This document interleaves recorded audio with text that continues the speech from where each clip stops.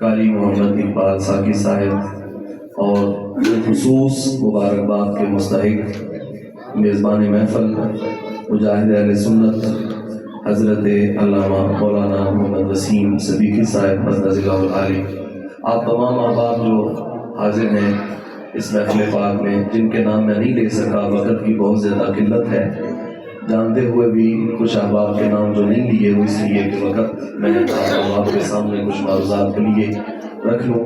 اللہ تعالیٰ ہم سب کی حاضری اپنی پاک بارگاہ میں قبول فرمائے۔ اسٹیج پر موجود اور میرے سامنے موجود آپ تمام احباب مجھ سے زیادہ علم اور عمل والے اور علماء کی کہکشاں ہیں، میں بس ایک سبق سنانے کے لیے یہاں حاضر ہوں۔ اللہ تعالیٰ ہم سب کا حاضر ہونا اپنی پاک بارگاہ میں قبول فرمائے۔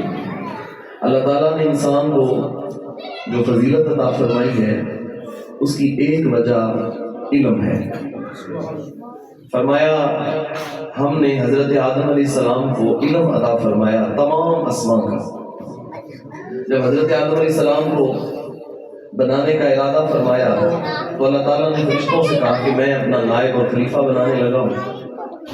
تو فرشتوں نے کہا کہ نحن نسبح بحمدک ونقدس لک، مولا ہم تیری پاکی بیان کرتے ہیں، ہم تیری حمد بیان کرتے ہیں، تو انسان کو کیوں بنا لے؟ یہ تو دیگا پشتی کرے گا، فساد کرے گا، خون بہائے گا، تو ہم ہیں نا جو تسبیح بھی کرتے ہیں، حمد بھی کرتے ہیں۔ تو اللہ تعالیٰ نے فرمایا فرشتوں جو میں جانتا ہوں وہ تم نہیں جانتے، جو مجھے پتا ہے وہ تمہیں پتا نہیں۔ پھر فرمایا ہم نے پھر آدم کو علم عطا کیا، علم آدم الاسماء کلھا، تمام اسماء کا۔ علماء کہتے ہیں حتی الکسا والقسیا، یہاں تک اللہ تعالیٰ نے علم دیا کہ یہ پیالہ ہے اور یہ پیالی ہے، اس قدر علم عطا فرمایا۔ یہ فضیلت حضرت انسان کو جو عطا فرمائی وہ علم کی وجہ سے عطا فرمائی۔ اس لیے علم کے ساتھ شغف، علم کے ساتھ محبت، علم کے ساتھ لگاؤ، یہ انسان کی فطرت میں ہے۔ اگر وہ لاپرواہی نہ برتے اور محنت کرے اور اس کو حاصل کرنے کے لیے جدوجہد کرے تو اللہ تعالیٰ اس کے سینے میں علم عطا فرما دیتا ہے، اور جو اس کو دین کے اخلاص کے ساتھ، محبت کے ساتھ حاصل کرنا چاہے، اللہ اس کے سینے کا تعلق حضور کے سینہ علم نشرہ سے جوڑ دیتا ہے صلی اللہ علیہ وآلہ وسلم۔ نبی اکرم شفیع معظم صلی اللہ علیہ وسلم نے شاہ فرمایا، اس حدیث پاک کے راوی حضرت امیر معاویہ رضی اللہ تعالیٰ عنہ ہے، اور یہ حدیث آپ نے 12 مرتبہ سنی ہے، میں اشارہ کر کے آگے گزر جاؤں گا۔ حضور صلی اللہ علیہ وسلم نے شاہ فرمایا من یرد اللہ بہ خیرا یفقہہ فی الدین، فرمایا اللہ جس کے ساتھ بہتری کا ارادہ فرماتا ہے اسے دین کی سمجھ عطا فرما دیتا ہے، دین کا شعور عطا فرما دیتا ہے۔ ایک بات کا مجھے جواب دیں، اگر میں آپ سے سوال کروں کہ دین کا شعور اور دین کا علم آج معاشرے میں کتنے فیصد ہے، تو اس کا جواب کیا ہوگا؟ میری بات سمجھ رہے ہیں نا بابا؟ اگر میں کہوں کہ دین کا شعور اور دین کا علم کتنا ہے، ضروریات دین کا پوچھوں کہ وہ کتنے لوگوں کو آتی ہیں، حضرت امام غزالی علیہ الرحمہ نے کیمیائے سعادت کے اندر حدیث پاک نقل کی اور حضور علیہ السلام کا یہ فرمان پیش کیا، فرمایا طلب العلم فریضۃ علی کل مسلم و مسلمۃ۔ نبی اکرم شفیع معظم صلی اللہ علیہ وسلم نے ارشاد فرمایا ہر مسلمان مرد اور عورت پر علم حاصل کرنا ضروری ہے۔ اس کی تشریح میں امام غزالی رحمۃ اللہ تعالی علیہ نے لکھا کہ کون سا علم حاصل کرنا ضروری ہے اور فرض ہے۔ اب ذرا توجہ کیجئے میری بات پر، میں چاہتا ہوں کہ تھوڑے وقت میں بہت زیادہ باتیں آپ سے کر سکوں، اور ہو سکے تو میں اور آپ اس پر عمل کی کوشش بھی کریں، عمل کریں بھی، نکھار پیدا ہو۔ امام غزالی رحمۃ اللہ تعالیٰ علیہ فرماتے ہیں کہ یہ جو فرض علم ہے اس کا مطلب یہ ہے کہ جب کسی کے اوپر نماز فرض ہو تو اسے نماز کے تمام مسائل آتے ہوں۔ جب وہ بالغ ہو، نماز فرض ہو جائے تو نماز کے سارے مسائل کا اسے پتا۔ میں ہاتھ نہیں کھڑے کروا رہا، ادھر دیکھیں میری طرف، کتنے لوگ ہیں جن کو نماز کے سارے مسائل آتے ہیں؟ وہ فرض علم۔ یہ کیا ہے، 18 سال 17 سال کی عمر تھی، بچے نے میٹرک کر لیا ہے، 19 سال عمر تھی اس نے بی اے کر لیا ہے، ایف اے کر کے بی اے کر کے اب وہ ماسٹر ہو گیا، لیکن اسے غسل کے فرائض تک نہیں آتے، اسے غسل کا صحیح شرعی طریقہ تک نہیں آتا، تو بتائیں اس کے پاس دین کا شعور ہے، علم کا شعور ہے؟ فرض علم جو اس کے اوپر ضروری تھا حاصل کرنا وہ یہ تھا کہ جب بالغ ہوتا تو نماز پڑھنے کے مسائل سارے آتے. میں سجدہ صاحب کب کروں گا, کب میرے اوپر سجدہ صاحب کرنا واجب ہوگا, نماز میں کون سا رکن رہ جائے گا تو سجدہ صاحب کر سکتا ہوں, کوئی اگر رہ گیا تو نماز بالکل ختم ہو گئی, دوبارہ ادا کرنی پڑے گی. کتنے لوگ ہیں جن کو آتا ہے؟ اور میں اگر یہ سوال کروں کہ جن کو 20 سال نماز پڑھتے ہوئے ہو گئے, بزرگ احباب معاف کیجئے گا, اللہ ماشاءاللہ بہت اچھے لوگ بھی موجود ہیں, لیکن جو آگے مسجد میں پنکھے سے اور لائٹ سے لڑتے جھگڑتے ہیں, 20 سال سے مسجد میں آ رہے ہیں, اگر اسے بھی اس مسئلے کا نہیں پتا تو پھر کس کو پتا ہوگا؟ فرض جو چیز ہے علم حاصل کرنا وہ یہ تھا. فرمایا علم کا شعور اللہ اسے دیتا ہے جس کے ساتھ وہ بہتری کا ارادہ فرما لے, اور بہتری کا ارادہ نیت کا اخلاص ہو. آپ گھر سے اخلاص نیت کے ساتھ دین سیکھنے کے لیے نکل آئیں, اللہ تعالیٰ اس علم کا فیض عطا فرما دیتا ہے. بلکہ حضور نے فرمایا جو شخص علم دین حاصل کرنے کے لیے گھر سے قدم اٹھا لیتا ہے, فرشتے اس کے پاؤں کے نیچے آ کے اپنے پر بچھا دیتے ہیں. اور فرمایا سمندر کی مچھلیاں اس کے لیے دعا کرتی ہیں. جو شخص اپنے گھر سے علم دین پڑھنے کے لیے نکلتا ہے, آج ضرورت ہی صبر کی ہے کہ ہم دین کا علم سیکھیں اور علماء کے پاس بیٹھیں, ان کی صحبت اختیار کریں اور ان کے ساتھ جو معاملہ فہمی کا سلسلہ ہے وہ جاری رہے. معاف کیجئے گا, بہت سارے لوگ علماء سے تو بالکل بیزار ہیں, وہ کہتے ہیں علماء کی ضرورت نہیں. مجھے حضرت قبلہ عظیم صاحب نے کچھ دنوں پہلے دعوت دی, میں یہاں پر آیا تھا تو مجھے انہوں نے کہا کہ ختم قرآن شریف کی محفل ہے, تفسیر قرآن مجید اختتام کو پہنچی اور 6 سال کی محنت کے ساتھ انہوں نے یہ سلسلہ مکمل کیا اور دل کو خوشی ہوئی, مسرت ہوئی. اور آپ اہل محلہ خوش قسمت ہیں کہ جن نے فجر کی نماز میں حاضر ہو کے یہ درس قرآن کا سلسلہ اس کو خود دیکھا بھی, سنا بھی اور عمل کی کوشش بھی کی. تو مجھے فرمانے لگے کہ اب تو سلسلہ یہ ہے کہ لوگ علماء سے بھاگتے ہیں, پتہ نہیں کیا ہو جائے گا کیا نہیں ہو جائے گا. تو میرا ارادہ, مجھے کہنے لگے میرا ارادہ یہ ہے کہ میں علماء کی کہکشاں سجاؤں تاکہ جو علماء تشریف لائیں ان سے کچھ سیکھنے کو ملے. میں ایک آپ سے سوال کرتا ہوں, ادھر دیکھیں میری طرف, کتنی محفلیں جن میں لوگ دین سیکھنے جاتے ہیں؟ بولے کتنی محفلیں جن میں دین سیکھنے جاتے ہیں؟ اب تو خیر ایک سلسلہ بنا, ایک طویل سلسلہ. کہتے ہیں محفل کے اندر عالم دین کی ضرورت نہیں ہوتی, اور ہمارے کچھ لوگ اس طرح کے ہیں کہ اگر عالم دین تقریر کرنا شروع کر دے تو اٹھ کے چلے جاتے ہیں, ان سے ہضم بھی نہیں ہوتا ہے کہ نہیں. تو کہتے ہیں ان کو تو مطلب, حالانکہ یہ وہ شخصیات جن کے لیے اللہ دین کا اور بھلائی کا ارادہ فرما لیتا ہے. فرمایا العلماء ورثۃ الانبیاء, یہ جو علماء ربانیین ہیں یہ انبیاء کے وارث بنا دیے گئے. فرمایا جو کام بنی اسرائیل کے نبی کرتے تھے میری امت کے علماء وہ کام سر انجام دیں گے, اور تم ان کے پیچھے چلتے رہنا, علماء ربانیین کا ساتھ دیتے رہنا, جن کا عقیدہ بھی نکھرا ہوا ہو, جن کا عمل بھی صاف ستھرا ہو, جن کی فکر بھی اعلیٰ ہو, جن کی سوچ بھی پختہ ہو, وہ عقائد اہل سنت کے اوپر کاربند ہو علماء. جب تک تم ان کے پیچھے چلتے رہو گے تو سمجھ لینا تم تعلیمات انبیاء پر چل رہے ہو, کیونکہ یہ کوئی عام ہستیاں نہیں ہے, وہ ہستیاں ہیں جن کو اللہ نے انبیاء کا وارث بنا دیا ہے. اللہ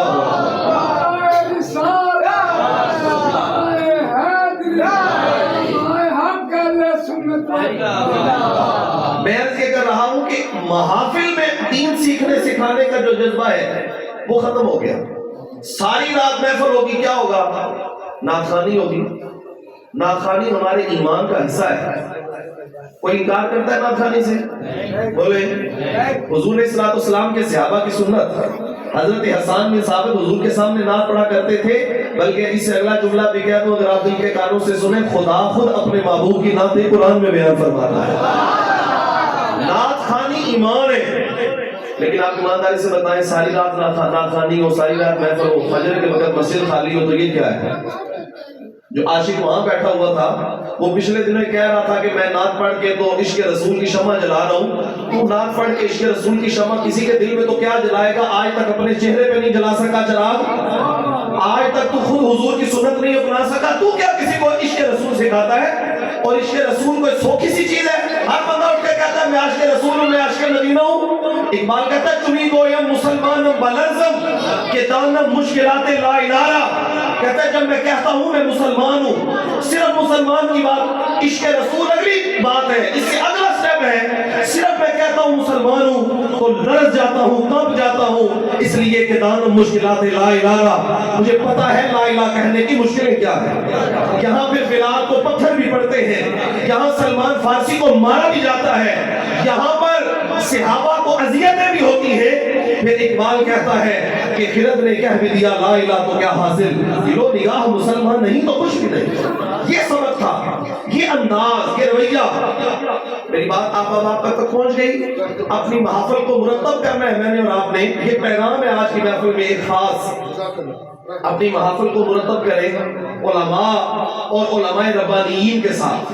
ان علماء کی صحبت میں بیٹھنا جو دین دیتے ہیں, اور علماء جو علماء ربانیین ہیں. مت سوچنا کہ ہم یوں ہی بیٹھے ہوئے ہیں وقت گزار کے چلے گئے. ان کی زبان سے نکلا ہوا ایک ایک لفظ ظاہر بھی روشن کرتا ہے, باطن بھی روشن کرتا ہے. دین بچتا ہے. اس دور میں سب سے زیادہ ضرورت یہ ہے کہ نوجوان طبقہ علماء کے پاس بیٹھے. سب سے زیادہ ضرورت, کیونکہ لوگ آج دین سیکھتے ہیں گوگل سے. اس وقت سب سے زیادہ جو بڑا فتویٰ چلتا ہے وہ مفتی گوگل کا چلتا ہے. لوگ وہاں سے دین سیکھتے ہیں. یوٹیوب, کوئی چیز دیکھنی ہے تو یوٹیوب سے سچ. نہیں پتا کہ وہ فلاں شخص جو بات کر رہا ہے کس عقیدے سے تعلق رکھتا ہے, اس کی سوچ کیا ہے, اس کی فکر کیا ہے. ہر بندہ حدیث سن کے تو اس کے اوپر عمل کرنا شروع کر دیتا ہے. یہ کوئی دین. اور پچھلے دنوں ایک شخص کہہ رہا تھا کہ قرآن ہر گھر میں موجود ہے, ترجمہ پڑھو اور ہدایت حاصل کر لو. ہر گھر میں ترجمے والا قرآن پڑھا ہو تو اسے ہدایت حاصل ہو سکتی ہے. یضل بہ کثیرا ویہدی بہ کثیرا, قرآن خود کہتا ہے کہ ہر گھر میں ترجمے والا قرآن. تو پھر میں آپ سے سوال کرتا ہوں, ریاضی کی کتابیں گھر میں پڑھی ہوتی ہیں, بچوں کو اسکول کیوں بھیج دیتے ہیں؟ انگلش کی کتابیں گھر نہیں پڑھی ہوئی, بغیر استاد کے انگلش نہیں پڑھی جاتی, بغیر استاد کے ریاضی نہیں پڑھی جاتی, بغیر استاد کے بایولوجی نہیں پڑھی جاتی, فزکس نہیں پڑھی جاتی, کیمسٹری نہیں پڑھی جاتی. تو قرآن اتنا آسان ہے جو بغیر استاد کے پڑھا جاتا ہے. یہ کیا انداز اپنایا اس قوم نے. اور یہاں ایک بات اور بھی کرنا چاہتا ہوں, اور مجھے یقین ہے جو باتیں میں آپ سے کروں یہ معاشرے میں پہنچیں گی انشاءاللہ. پہنچیں گی نا انشاءاللہ. اگر آپ کو کسی میری بات سے اختلاف ہو تو مجھے واپس کر جائیے گا, لیکن جو دل پہ دستک دے وہ ضرور آگے جا کے پہنچائیے گا کہ یہ طریقہ, یہ انداز جو معاشرے کا بنا, لوگوں کے رویے خراب ہوئے, عقیدے بگڑ گئے. ساری زندگی ماں 11ویں کا ختم دلاتی رہی, اب بیٹا اٹھ کے کہتا ہے 11ویں شرک ہوتی ہے. یہ کیا ہے؟ تو ماں کیا کرتی رہی ہے ساری زندگی؟ ساری زندگی ابا جی غوث پاک کا نعرہ لگاتے رہے, یہ کہتے ہیں غوث پاک کا نام لینا شرک ہے. تو پھر مسئلہ کہاں آیا؟ مسئلہ وہاں آیا کہ آپ نے دین کا سورس بدلا. آپ نے علماء کے علاوہ لچے لفنگے لوگوں سے دین سیکھنا چاہا, اور وہ لوگ جن کا نہ استاد ہے, نہ کوئی پیر ہے, نہ وہ کسی کے دل دادا اور نہ کسی کے نگاہ آفرین, ان سے جا کے دین سیکھا جائے گا تو پھر یہی عالم ہوگا. اور ہر شخص جو ہے وہ ہر جگہ سے کچھ نہ کچھ لینا چاہتا ہے. ایک مثال دے کے اپنی بات سمیٹنے کی طرف آ رہا ہوں. علماء تشریف فرمائیں. اس بر صغیر کے اندر حکومت کرنے کے اعتبار سے بڑا تگڑا اور بڑا مضبوط بادشاہ گزرا ہے, اکبر بادشاہ.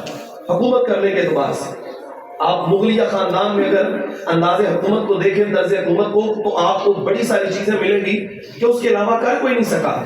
اکبر بادشاہ کا وتیرہ یہ تھا, اتنا نیک تھا, نماز پڑھنے کے لیے مسجد میں آتا, اذان خود دیتا, زیادہ دین نہیں جانتا تھا, دین کا علم نہیں جانتا تھا, لیکن شوق رکھتا تھا دل میں. اذان خود دیتا مسجد میں آ کے. جب امام صاحب مسجد میں آتے اپنے دونوں ہاتھ پھیلا دیتا اور امام کا پہلا قدم اپنے ہاتھ میں رکھواتا, دوسرا قدم مسجد میں رکھواتا. یہ اکبر بادشاہ کی کہانی سنا رہا ہوں. بر صغیر کا مغلق العنان بادشاہ, جس کے اشارہ ابرو سے بر صغیر کی قسمت کا فیصلہ ہوتا ہے, یہ اپنے ہاتھ پھیلاتا ہے. اور اس نے سن رکھا ہے کہ علماء کی فضیلت بڑی ہے, ان کا مقام بڑا ہے, اور دوسرا قدم جو ہے وہ مسجد میں رکھواتا ہے, خود اقامت پڑھتا ہے نماز. لیکن ہوا کیا, اس کو وہ دین سیکھنے کا جو شوق تھا, میں اس بات میں مجھے کوئی تجسس نہیں کہ آپ میں سے ہر ایک ایسا بیٹھا ہے جس کو دین سیکھنے کا شوق ہے, لیکن میں آپ کو بتا یہ رہا ہوں دین سیکھنا کہاں سے ہے, سورس کیا ہوگا دین سیکھنے کا. اگر آپ ہدایت کے رستے پر آنا چاہتے ہیں تو اس کا رستہ کیا ہے؟ یہ نہیں ہے کہ جہاں سے مرضی سن لیا, جہاں سے مرضی دیکھ لیا. اکبر بادشاہ نے کہا مغرب کے بعد محفل لگے گی جس میں ہندو عالم بھی بیٹھے گا, سکھ عالم بھی بیٹھے گا, عیسائی عالم بھی بیٹھے گا, یہودی مذہب کا عالم بھی بیٹھے گا, مسلمان بھی بیٹھے گا.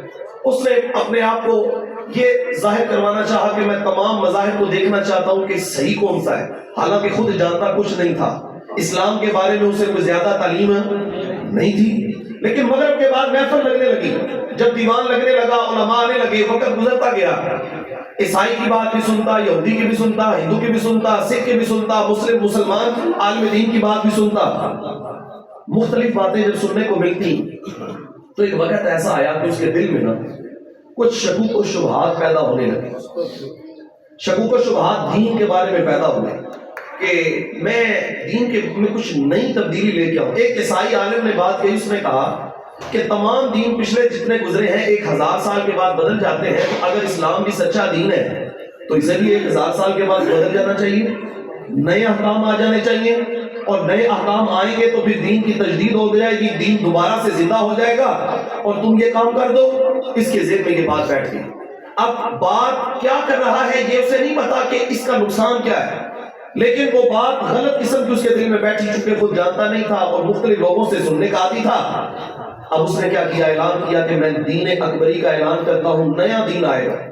اسلام میں کتا پسندیدہ ترین جانور ہے، اس نے کہا جی اب جو دین ہے اس میں پسندیدہ ترین جانور جو ہے وہ کتا ہے۔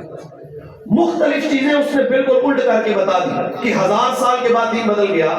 آپ مجھے ایک بات کا جواب دیں، یہ جو اس کا دین بدلا ہے کس چیز کا ثمر تھا؟ وجہ کیا بنی؟ میری بات سمجھ رہے؟ وجہ کیا بنی تھی؟ مختلف لوگوں سے باتیں سننا۔ میں بھی ہر ایک کی سن لیتا ہوں، تو کیسے ہر ایک کی سن لیتا ہے؟ حضرت حبیب بن زید کو جب مسلمہ کہنے لگا نا اشہد انی رسول اللہ، کیا آپ گواہی دیتے ہیں کہ میں اللہ کا رسول ہوں، میں نبوت کا دعوے دار ہوں؟ آپ نے فرمایا لا اسمع ما تقول، اور تو کیا کہتا ہے میں نے سنا ہی نہیں۔ اور بھی کہنے لگا اشہد ان محمد رسول اللہ، کیا تو یہ گواہی دیتا ہے کہ محمد عربی اللہ کے سچے رسول ہیں صلی اللہ علیہ وسلم؟ کالا نام، ہاں اشہد ان محمد رسول اللہ۔ اب تو میرے کان سلامت ہے، میں سن رہا ہوں، میں اپنے محبوب کی نبوت کی گواہی دینے کے لیے۔ کسی برے عقیدے کے شخص کی بات سننا بھی گوارا نہیں کرنا چاہیے، ورنہ ایک وقت آتا ہے انسان کا عقیدہ بدل جاتا ہے، نظریات ختم ہو جاتے ہیں۔ اکبر بادشاہ نے دین اکبری کا اعلان کیا، پھر اس وقت اعلی کلمت الحق کے لیے جس شخص نے پرچم اٹھایا اس کا نام شیخ احمد حضرت مجدد الفسانی رحمۃ اللہ تعالی علیہ، جنہوں نے اقبال جیسے شخص کی بھی تربیت کی۔ اقبال کہتا ہے فقط مجدد الفسانی نے اس وقت میں لوگوں کی تربیت نہیں کی، بلکہ آج بھی جو مجدد الفسانی کے مزار پہ جاتا ہے تربیت اس کی بھی فرما دیتے ہیں۔ حاضر ہوا میں شیخ مجدد کی لحد پر، وہ خاک کے ہے زیر فلک مطلع انوار، اور گردن نہ جھکی جس کی جہانگیر کے آگے، جس کے نفس گرم سے ہے گرمی احرار، وہ ہند میں سرمایہ ملت کا نگہباں، اللہ نے بروقت کیا جس کو خبردار۔ علماء سے دین سیکھنا ہے، پہلی بات میں نے آپ سے کہی۔ اور دوسری بات جو آپ کے ذہن کی خلش، علماء ہر وقت اپنی باتیں کرتے رہتے ہیں، یہ لڑاتے رہتے ہیں، ان میں اختلاف بڑا ہے، ہم کو بیٹھنا چاہتے ہیں، یہ بیٹھنے نہیں دیتے۔ ایک بات میری یاد رکھیں، اختلاف اس دنیا کا حسن ہے، اس کائنات کا حسن ہے اختلاف۔ فروئی اختلاف جو ہے وہ رحمت ہے امت کے لیے۔ اس میں امت میں جو اختلاف ہے احادیث کے مطابق امام ابو حنیفہ، امام شافعی، امام احمد، امام مالک بن انس، یہ سارے اختلافات رحمت ہے امت کے لیے، دین سیکھنے سکھانے کا ایک ذریعہ ہے۔ اس کو صرف لڑائی بنا کے نہیں بیٹھنا چاہیے کہ یہ تو لڑتے رہتے ہیں۔ آپ ایک بات کا جواب دیں مجھے، ایک ڈاکٹر آپ کو اسی بیماری کی ایک دوائی دیتا ہے، دوسرا دوسری دیتا ہے، تو میڈیکل تباہ ہو گئی ہے؟ بولے ایک وکیل آپ کا کیس لڑتا ہے تو اس کا طریقہ کار ہو رہا ہے، دوسرا لڑتا ہے اس کا طریقہ کار، وکالت تباہ ہو گئی ہے ساری۔ ایسا نہیں ہوتا، علماء کے ساتھ محبت عقائد کی درستگی کا سبب ہے۔ ان کی محافل میں بیٹھنا اور اہتمام کرنا باقاعدہ علمی مجالس کا۔ میں آخری باتیں کر رہا ہوں، اپنی بات سمیٹنے کی طرف آ رہا ہوں۔ نبی اکرم شفیع معظم رحمت صلی اللہ علیہ وسلم نے ارشاد فرمایا کہ علماء انبیاء کے وارث، اور اس پر عمل کیسے کر کے بتایا۔ ایک دن مسجد نبی میں 2 حلقے بیٹھے ہوئے تھے، نبی رحمت صلی اللہ علیہ وسلم تشریف لائے تو حضور علیہ السلام نے دیکھا کہ ایک حلقہ بیٹھ کے ذکر کر رہا ہے، دوسرا علم کی باتیں کر رہا ہے۔ تو حضور نے فرمایا دونوں حلقے بڑے اچھے ہیں، اس میں اللہ کا ذکر ہو رہا ہے، اس میں علم کی باتیں ہو رہی ہیں، دونوں اچھے ہیں۔ پر جس حلقے میں بیٹھے وہ علم کا حلقہ تھا، وہ علماء والی بات تھی جو علم کی باتیں کر، اس حلقے میں آج جس دور میں آپ زندگی گزار رہے ہیں، خانقاہی زندگی، آستانے والی زندگی، بس حق ہو میں لگے رہنا، یا حیو یا قیوم کی تسبیحاں پڑھنا، نہ علم سے کوئی شغف، نہ علماء سے کوئی نسبت، اور یہ سارا کچھ حضرت سلطان باہو نے کیا فرمایا تھا، علم و باج کرے فقیری تے کافر مرے دیوانہ ہو۔ یہ قرآن کا علم، یہ حدیث کا علم اگر دامن میں نہ ہو، اور جن علماء کے پاس یہ سجادگی کا جو ہے وہ شرف حاصل ہے، ان کو یہ عہدہ نصیب ہے، اور پھر علم بھی ہے، عمل بھی ہے، اور وہ آج بھی اس دور کے اندر آج بھی اس معاشرے کا حسن ہے، اور اس معاشرے میں لوگوں کے ماتھے کا جمر ہے، لوگ ان سے محبت بھی کرتے ہیں، عقیدت بھی رکھتے ہیں۔ میں اور آپ اس بات کا اہتمام کریں، ان محافل کو جب سجائیں علم دین سیکھنے کے لیے، یہاں بیٹھے تو علم سیکھنے کے لیے اہتمام کیا جائے، انتظام کیا جائے، تو کس نیت سے کیا جائے؟ علماء کے ساتھ محبت کو پروموٹ کیا جائے۔ اور ایک جملہ جو میں کہہ کے بات کو آگے بڑھا کے ختم کر رہا ہوں کہ علماء ربانیین، ان کی نشانی اور ان کو بھی مد نظر رکھیں، وہ علماء ہیں جن کی صحبت میں بیٹھنے والا ہیرا بنے، جن کے پاس بیٹھنے والا بد عمل عالم دین نہ تو اللہ کو پسند ہے، نہ اللہ کے رسول کو پسند صلی اللہ فرمایا۔ میں معراج کی رات گزرا تو کچھ لوگوں کی زبانیں کہکشوں سے کاٹی جا رہی تھی، تو میں نے جبریل سے پوچھا، جبریل یہ کون لوگ ہیں؟ تو جبریل کہنے لگے، یا رسول اللہ صلی اللہ علیہ وسلم، حضور آپ کی امت کے یہ وہ لوگ ہیں جو لوگوں کو نیکی کا حکم دیتے تھے، خود نہیں کرتے تھے۔ کیا نظر نہیں آتا کہ کیا کہہ رہے ہیں اور کیا کر رہے ہیں؟ اس کا عمل کیا ہے، اس کا رویہ کیا ہے؟ دونوں چیزیں اپنی نظر میں رکھیں۔ اور اگر امام تگڑا ہو، امام متقی ہو، امام پرہیزگار ہو، تو مدینہ کی گلی میں ایک خاتون کھڑی ہوتی تھی، مسجد میں نماز پڑھنے کے لیے آتی، تو جو ہے وہ ایک لڑکا بھی گزرتا وہاں سے، تو اس سے ایک دن کہنے لگا، میں تیرے ساتھ محبت کرتا ہوں۔ اس نے کہا، میرے لیے کیا کر سکتا ہے اگر محبت کرتا ہے؟ تو لڑکے نے کہا، تو جو چاہے میں کرنے کے لیے تیار ہوں، لیکن میں تیرے ساتھ پیار کرتا ہوں۔ اس نے کہا، اچھا میرا مطالبہ پورا کرو، میں تمہارا مطالبہ پورا کروں گی، اپنے گھر بات کروں گی۔ اس نے کہا، تیرا مطالبہ کیا ہے؟ تو کہنے لگی، میرا مطالبہ یہ ہے کہ 40 دن حضرت فاروق اعظم کی امامت میں جا کے نماز پڑھ لوں۔ کتنی دیر؟ 40 دن تک مسجد نبوی میں نمازیں شروع کی حضرت فاروق اعظم کے پیچھے۔ 40 دن گزرے، 41ویں دن وہ خاتون اپنے وعدے کے مطابق وہاں پر کھڑی تھی، یہ نوجوان سر جھکا کے گزرنے لگا۔ اس نے کہا، میں وعدے کے مطابق کھڑی ہوں۔ تو نوجوان نظریں جھکا کے کہنے لگا، اب روانہ ہو جاؤ، خیر سے گزر جاؤ، اب عمر نے دل کا تعلق خدا سے جوڑ دیا ہے۔ علماء اگر ہوں اور علماء کی صحبت میں بیٹھا جائے، ان سے پیار کیا جائے، ہماری دنیا بھی سنورے، ہماری آخرت بھی سنورے۔ دعا کریں اللہ ہم سب کو توفیق عمل نصیب فرمائے، علماء کی صحبت میں بیٹھنا۔ ایک دعا، اللہ عقائد حق کے اوپر زندہ رکھے اور اس پر موت نصیب فرمائے۔ علماء کی صحبت، ان کی برکتیں اور باعلم علماء کے ساتھ پیار کی جو ہے وہ توفیق نصیب فرمائے۔ کہ محمد سے وفات نے تو ہم تیرے ہیں، یہ جہاں چیز ہے کیا لوہ قلم تیرے ہیں، وما علینا الا البلاغ۔